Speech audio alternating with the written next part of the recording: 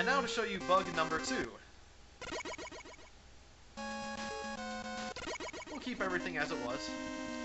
We're gonna have to defeat all of these guys again. Oh yes, and also, might as well show you this as well. Show you everything about the program. You can go the other direction.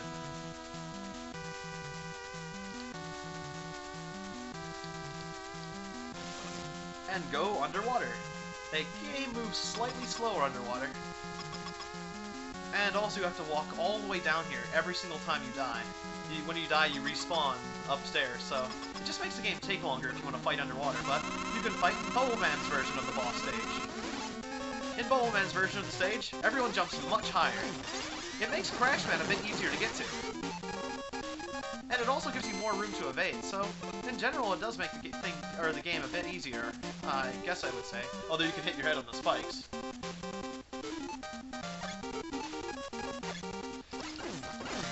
Although since the enemies jump higher, they are a bit harder to reach, so they don't quite clump or cluster together quite as easily, so you might say it's easier, you might say it's harder, because I did certainly do a lot of damage with Crash Man's power that I didn't do this time. Well, it's a matter of opinion. It's a mixed bag, really.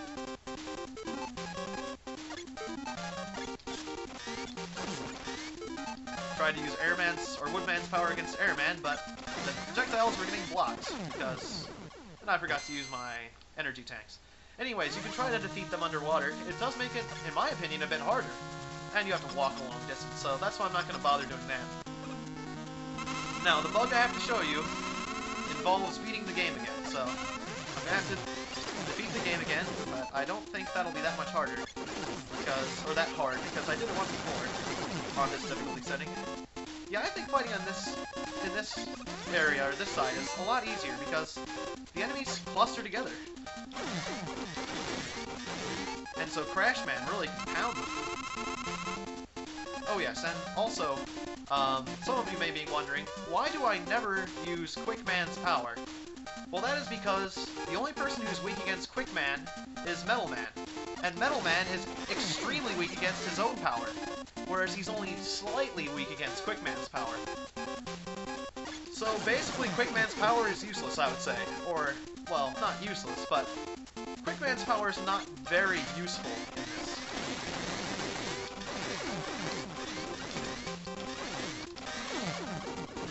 Okay, energy tank. And for some reason, I kill Heat Man last. I guess it's just because he's hard to hit, he's small, and he tends to be invincible a lot. Okay. Now, if you switch powers, you bug the game.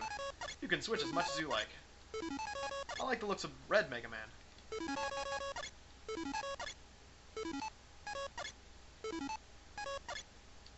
Heat Mega Man's kinda cool. I'm not sure about the orangish color. Airman configuration's kinda nifty.